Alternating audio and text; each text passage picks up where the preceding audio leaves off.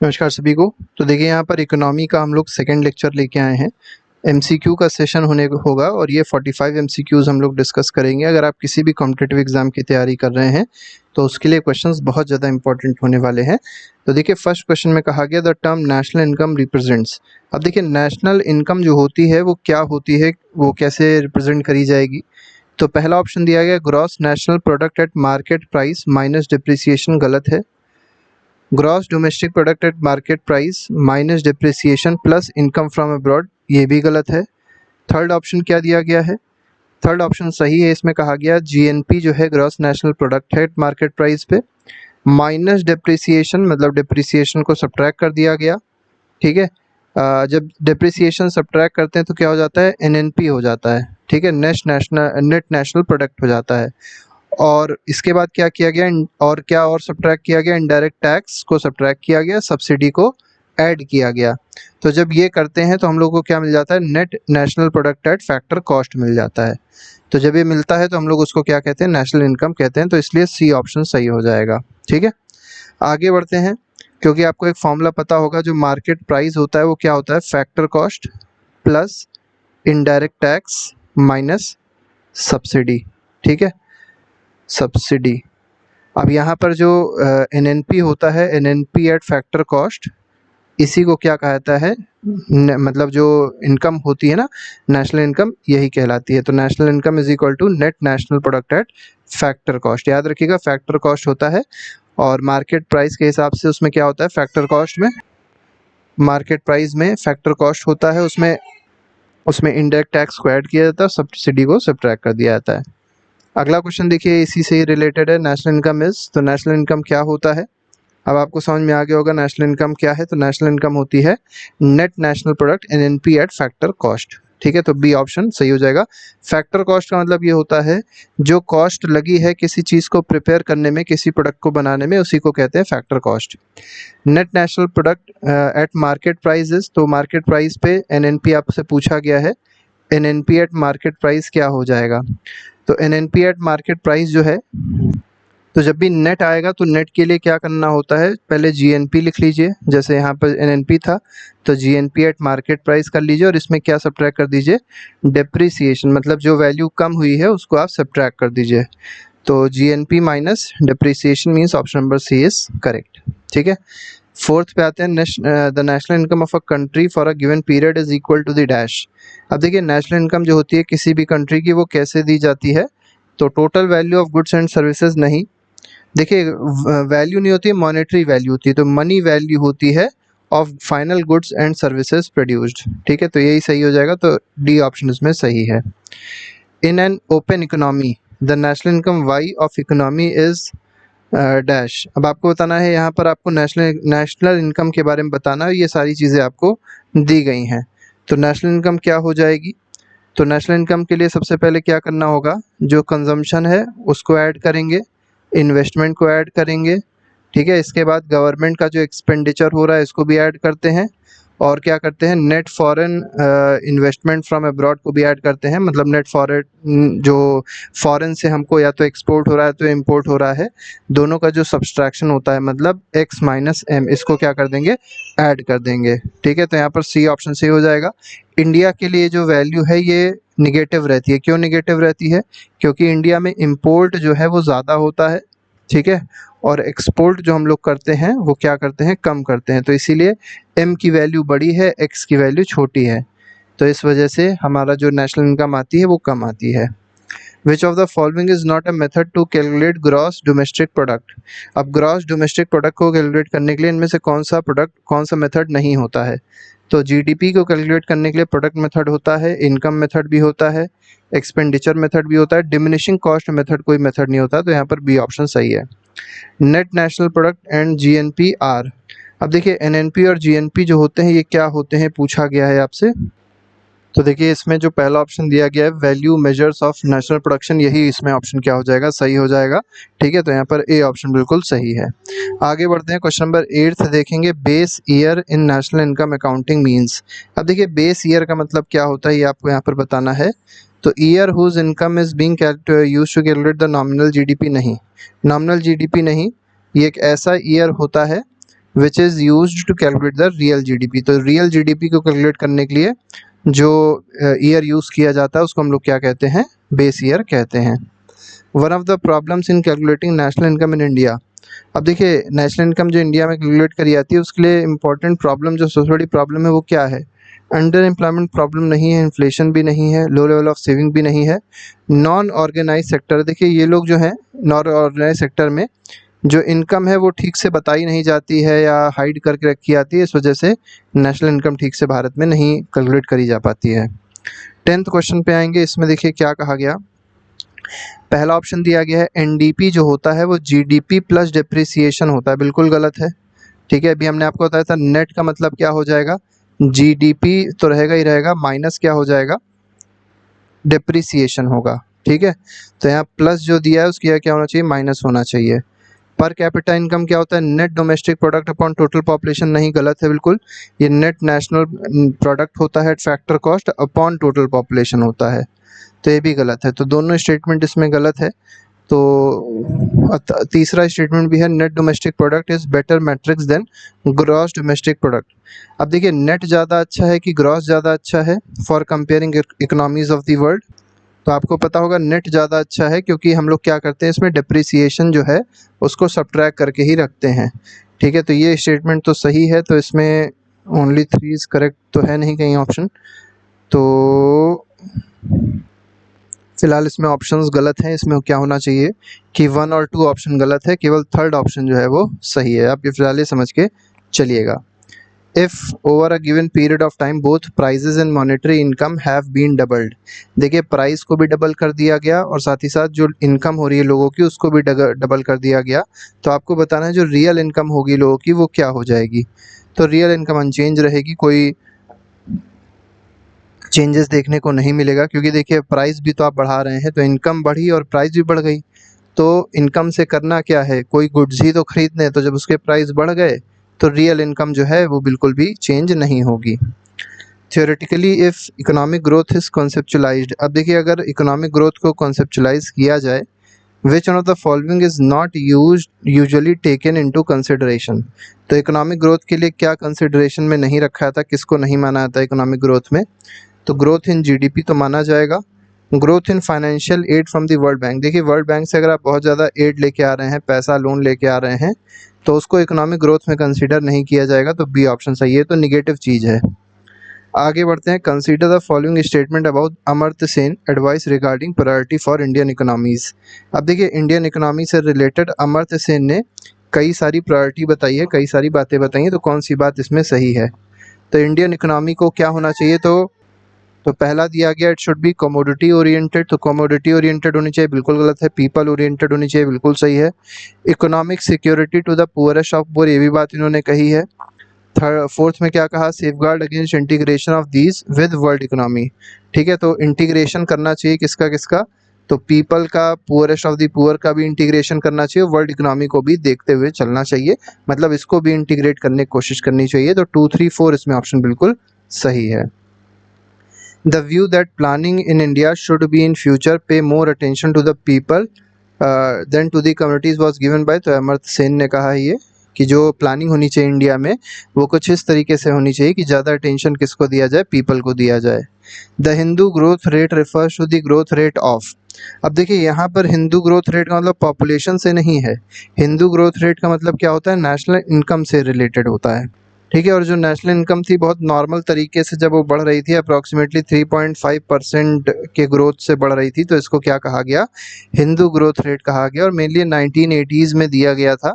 किसने दिया था ये कंसेप्ट, ये कंसेप्ट दिया था राजकृष्णा नाम के एक प्रोफेसर थे, उन्होंने ये कंसेप्ट दिया था। ठीक है, राजकृष्ण ने कॉन्सेप्ट दिया था। Economic growth is usually coupled with.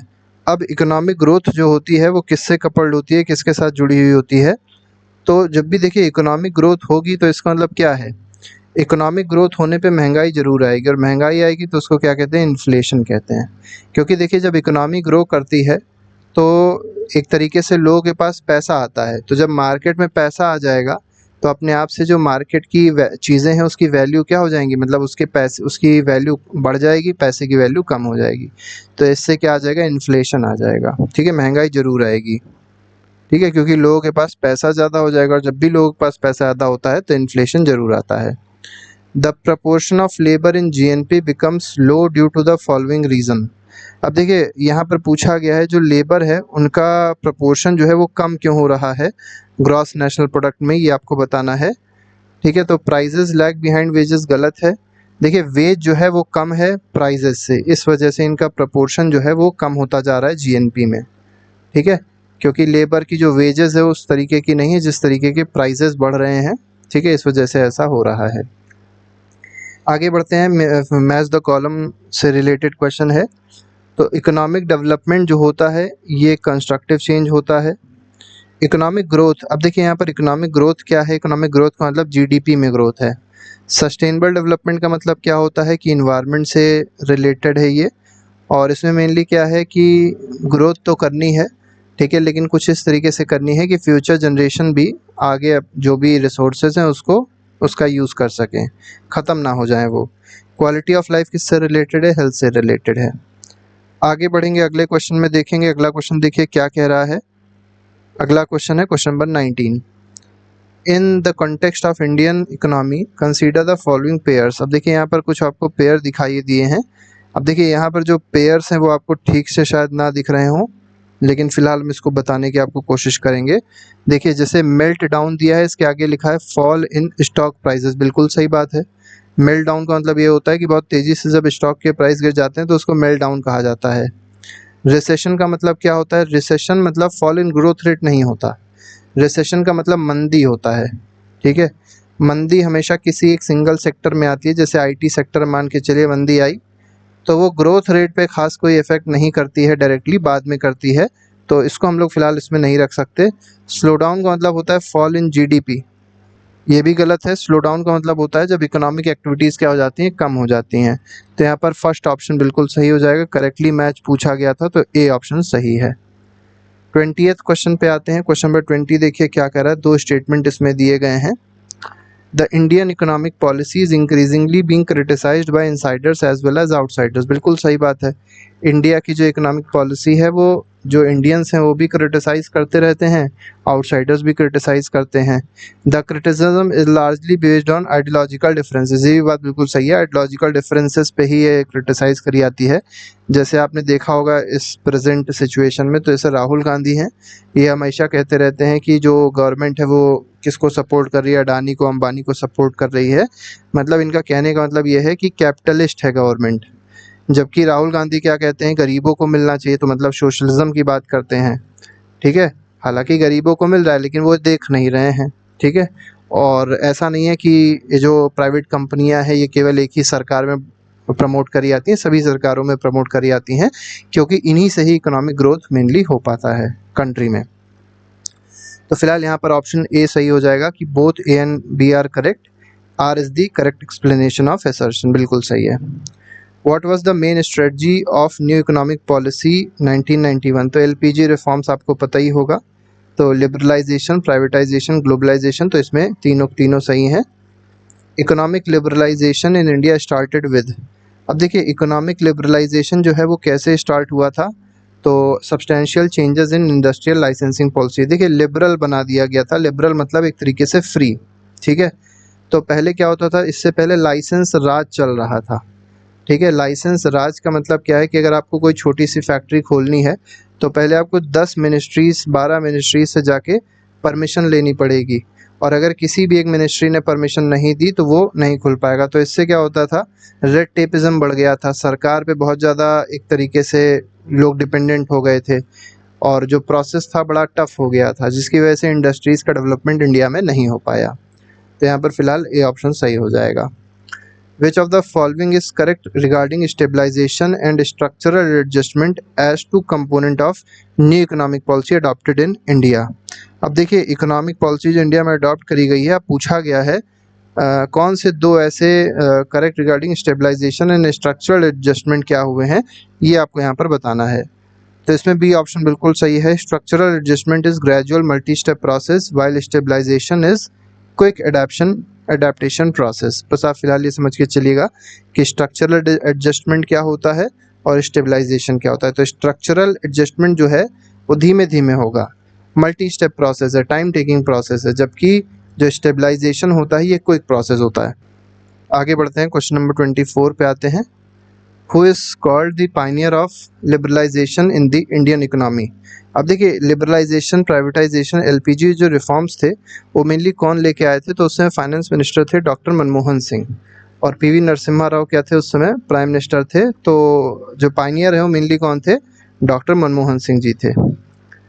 अब इनके बारे में आपको पता होगा, तो चलिए एक मिनट में बताइएगा कि इनको भारत रत्न दिया गया है कि नहीं दिया गया है, और दिया गया है तो किस ईयर दिया गया, और नहीं दिया गया है तो आप बताइएगा। इनको पद्म विभूषण, पद्म विभूषण, ठीक है, ये अवार्ड कब दिया गया, ये आप इनका ईयर जरूर बताइएगा। आगे बढ़ते हैं, क्वेश्चन नंबर 25 पे आते हैं। Which among the following is not a major factor of economic growth. अब इसमें इकोनॉमिक ग्रोथ का मेजर फैक्टर क्या नहीं है पूछा गया है, ठीक है। तो पहला ऑप्शन क्या दिया गया, एक्यूमुलेशन ऑफ कैपिटल, कैपिटल की रिक्वायरमेंट होती है, टेक्नोलॉजी रिफॉर्म की जरूरत होती है इकोनॉमिक ग्रोथ के लिए। पॉपुलेशन चेंज इन पॉपुलेशन, ये भी इकोनॉमिक ग्रोथ के लिए इंपॉर्टेंट है। थर्ड दिया गया division of labour in specialised activities, ये भी जरूरी होता है। टेक्नोक्रेट्स एंड ब्यूरोक्रेट्स जो है ये मेनली मेजर फैक्टर नहीं है इकोनॉमिक ग्रोथ के लिए, तो डी ऑप्शन इसमें सही हो जाएगा। The most appropriate measure of countries economic growth is it's. अब देखिए, जो मेन मतलब मेन जो मेजर होता है जिससे हम लोग कंट्री की इकोनॉमिक ग्रोथ को मेजर कर सकते हैं, ठीक है, तो सबसे अप्रोप्रिएट तरीका क्या है कि हम लोग क्या निकाल लें, हम लोग निकाल लें पर कैपिटा इनकम या पर कैपिटा प्रोडक्ट। तो यहाँ पर डी ऑप्शन सही हो जाएगा। The standard of living in a country represented by. अब देखिए, स्टैंडर्ड ऑफ लिविंग जो है ये कैसे रिप्रेजेंट करी जाती है, तो ये पर कैपिटा इनकम से भी रिप्रेजेंट करी जाती है, बी ऑप्शन सही है। The growth rate of per capita income at current prices is higher than per capita income at constant prices। अब देखिए, यहाँ पर आपसे दो बातें बताई गई हैं, करंट प्राइस के बारे में बताया गया है और एक कांस्टेंट प्राइस के बारे में बताया गया। तो पर कैपिटा इनकम पहले निकाली गई करंट प्राइस से, फिर निकाली गई कांस्टेंट प्राइस से, because the latter takes into account rate of dash. तो देखिए, कांस्टेंट प्राइसेस वाला क्या होता है, इससे जब पर कैपिटा इनकम निकाली जाती है तो इसमें इन्फ्लेशन को कंसीडर नहीं किया जाता है, ठीक है, इसमें इन्फ्लेशन को कंसीडर नहीं किया जाएगा। जबकि करंट प्राइस का मतलब क्या है कि इसमें इन्फ्लेशन को भी कंसीडर किया गया है, मतलब महंगाई को भी कंसीडर किया गया। जब आप महंगाई को कंसीडर कर लेंगे तो पर कैपिटा इनकम ऑब्वियस सी बात है बढ़ी हुई आएगी। तो ग्रोथ ऑफ पॉपुलेशन को कंसीडर किया जाता नहीं, इंक्रीज इन प्राइस लेवल, ये बिल्कुल सही है, तो बी ऑप्शन सही हो जाएगा। that the per capita income of India was 20 in 1867 to 68 was ascertained for the first time by। अब देखिए, यहाँ पर दिया गया है कि इंडिया की जो पर कैपिटा इनकम थी वो कितनी थी, ₹20 थी, और कब 1867 से 68 में पहली बार किसने बताया था, तो ये दादा भाई नारोजी ने बताया था, तो डी ऑप्शन सही है। Who was the chairman of National Income Committee appointed by Government of India in 1949। देखिए, नेशनल इनकम कमेटी बनाई गई थी और इसके चेयरमैन कौन थे, तो पीसी महालनोबिस थे, ठीक है, तो यहाँ पर बी ऑप्शन बिल्कुल सही है। The economist who was first time scientifically determined national income in India. तो पहली बार जो नेशनल इनकम जिसने डिटरमाइन करी थी इंडिया में वो कौन थे, तो VKRV राव जी थे, तो बी ऑप्शन इसमें बिल्कुल सही हो जाएगा। Which of the following office or institute releases data of national income in India। तो नेशनल इनकम का जो डेटा है वो कौन रिलीज़ करता है, ये आपको यहाँ पर बताना है। तो मेनली जो NSO है ये रिलीज़ करता है, तो ए ऑप्शन सही हो जाएगा, नेशनल इनकम का डेटा, ठीक है। तो नेशनल जो स्टैटिस्टिकल ऑफिस है NSO वही रिलीज़ करता है नेशनल इनकम का data. In India which agency is interested with collection of data of capital formation. देखिए, जितना भी कैपिटल फॉर्मेशन हो रहा है उसका जो डेटा है वो कौन निकालता है, वो कौन कैलकुलेट करता है, तो ये RBI कैलकुलेट करेगा और CSO कैलकुलेट करता है, ठीक है। हालांकि अब CSO जो है NSO के साथ मिलके NSSO के साथ मिलके NSO हो गया है, तो RBI और NSO ये काम करते हैं। Which among the following is sine of economic growth. अब इसमें इकोनॉमिक ग्रोथ का आपसे पूछा गया कौन सा ऐसा साइन है जो आपको दिखाई पड़ रहा है जो इकोनॉमिक ग्रोथ को शो करेगा। तो पहला ऑप्शन देखिए क्या दे रहा है, increase in national income at constant price during a year, a sustain increase in real per capita income. देखिए, रियल पर कैपिटा इनकम में अगर सस्टेनेबल इंक्रीज हो रहा है तो इसको इकोनॉमिक ग्रोथ कहा जा सकता है, इसमें बी ऑप्शन सही हो जाएगा। विच of the following state has highest पर कैपिटा इनकम एट प्रेजेंट। तो देखिए प्रेजेंट में अगर देखा जाए तो हाईएस्ट पर कैपिटा इनकम किस स्टेट का है ये आपको बताना है। तो मैं आपको बिल्कुल लेटेस्ट बताता हूँ, 2024-25 का डेटा है, ठीक है। और इसके हिसाब से चारों नहीं है, इसके हिसाब से जो सही आंसर है वो है कर्नाटका, ठीक है। कर्नाटका जो है वो हाईएस्ट पर कैपिटा इनकम है यहाँ की। आगे बढ़ते हैं। Which of the following state has highest growth in gross state domestic product. देखिए जीएसडीपी में जो ग्रोथ रेट हुआ है, ठीक है, वो पूछा गया हाईएस्ट कहाँ किस स्टेट में हुआ है। तो ये जो है इसमें तमिलनाडु सही है, ठीक है। तो यहाँ पर डी ऑप्शन सही हो जाएगा। 37 पे आते हैं। In India rural incomes are generally lower than urban incomes. अब देखिए आपको पता ही होगा जो गांव में इनकम होती है लोगों की वो कम होती है as compare to urban income. इसके पीछे रीज़न आपसे पूछा गया, कौन सा रीज़न सही है। पहला दिया गया large number of farmers are illiterate and know little about scientific agriculture, बिल्कुल सही है। हमारे यहाँ अभी भी ट्रेडिशनल एग्रीकल्चर चल रहा है, साइंटिफिक एग्रीकल्चर प्रैक्टिसेस फॉलो नहीं हो रही हैं, जिसकी वजह से उनकी इनकम बहुत ही कम है क्योंकि प्रोडक्शन नहीं हो पाता इस तरीके का। Prices of primary product are lower, बिल्कुल सही बात है। जो प्राइमरी प्रोडक्ट होते हैं जैसे मान लीजिए आलू है, ठीक है, ये आपको मिल जाएगा 15 रुपये किलो, लेकिन अगर आप चिप्स खरीदने जाएंगे तो 100 ग्राम चिप्स भी आपको 15 रुपये में नहीं मिलेगा आलू का। तो इसलिए प्राइमरी प्रोडक्ट की जो वैल्यू होती है वो हमेशा कम होती है, बिल्कुल सही बात है। Investment in agriculture has been low, ये भी बात बिल्कुल सही है। हम लोग के यहाँ जो इन्वेस्टमेंट हुआ एग्रीकल्चर में वो भी कम है as compare to investment in industry. तो तीनों ऑप्शन सही है, A option is correct. With reference to capital formation which of the following statement are correct. तो कैपिटल फॉर्मेशन से रिलेटेड आपको बताना कौन सा स्टेटमेंट यहाँ पर करेक्ट है। तो process of capital formation depends on saving and effectiveness of financial institution, बिल्कुल सही बात है। देखिए कैपिटल फॉर्मेशन किस पे डिपेंड करेगा कि कितना हमने बचाया और फाइनेंशियल इंस्टीट्यूशंस की इफेक्टिवनेस क्या है। पता चला हमने बचा के बैंक में रखा और बैंक डूब गया तो कैपिटल फॉर्मेशन नहीं हो पाएगा, तो ये बात बिल्कुल सही है। Investment is essential factor of capital formation, ये बात भी बिल्कुल सही है। तो यहाँ पर दोनों बातें सही हैं, सी ऑप्शन सही हो जाएगा। The main reason for low growth rate in India in spite of high rate of saving and capital formation is. अब देखिए इंडिया में अगर आप देखेंगे ग्रोथ रेट बहुत ही कम है, ठीक है, लेकिन यहाँ पर एक और बात दी गई है, in spite of high rate of saving. यहाँ पर रेट ऑफ सेविंग बहुत ज़्यादा है, कैपिटल फॉर्मेशन ज़्यादा है, लेकिन फिर भी इंडिया ग्रोथ रेट नहीं कर पा रहा। उसके पीछे रीज़न क्या है? उसके पीछे रीज़न ये है हाई कैपिटल आउटपुट रेशियो, ठीक है। अब जैसे मान लीजिए हमको कोई चीज़ बनानी है, मान के चलिए एक पेंसिल बनानी है, ठीक है। अब कैपिटल आउटपुट रेशियो को समझिएगा, इसका मतलब क्या होता है, जैसे एक पेंसिल बनाने के लिए हमको 3 रुपये खर्च हुए, तो कैपिटल कितना लगा 3 रुपये, आउटपुट क्या हुआ एक पेंसिल, तो ये जो रेशियो आ गया वो 3 रुपये आया। वहीं चाइना में अगर आप देखेंगे तो चाइना में टेक्नोलॉजी बहुत सुपीरियर है इंडिया से, ठीक है, या टेक्नोलॉजी में बहुत ज़्यादा एडवांसमेंट है चाइना में। तो वहाँ पर क्या होगा, वहाँ पर एक पेंसिल वही सेम क्वालिटी की पेंसिल बनाने में हो सकता है 1.5 रुपये लगे या 2 रुपये लगे, और पेंसिल कितनी बनी एक, तो यहाँ पर ये रेशियो कम हो जाता है, ठीक है। तो ये बात याद रखिएगा थोड़ी सी। Despite being a high saving economy capital formation made not result in significant increase in output due to.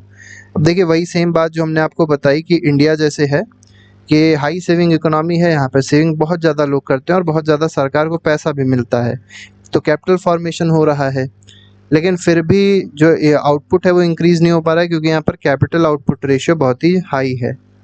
Which of the following are the main cause of slow growth rate of per capita income in India.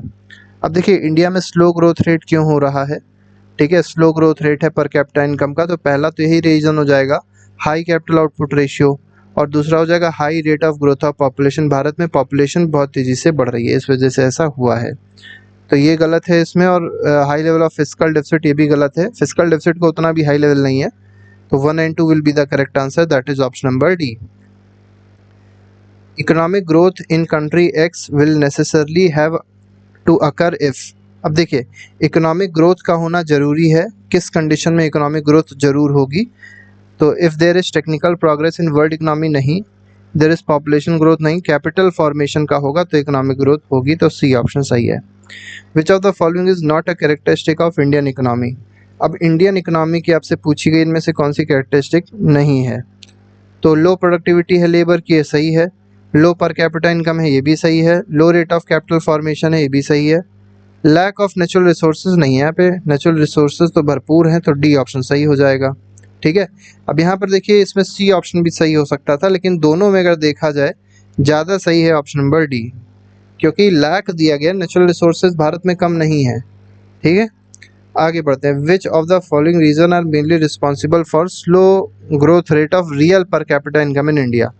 अब देखिए जो real per capita income India में है वो बहुत धीमे धीमे क्यों बढ़ती है, मतलब स्लो ग्रोथ रेट क्यों है इसका रियल पर कैपिटा इनकम का। तो पहला तो यही है कि रैपिड इंक्रीज इन पॉपुलेशन, बिल्कुल ठीक है।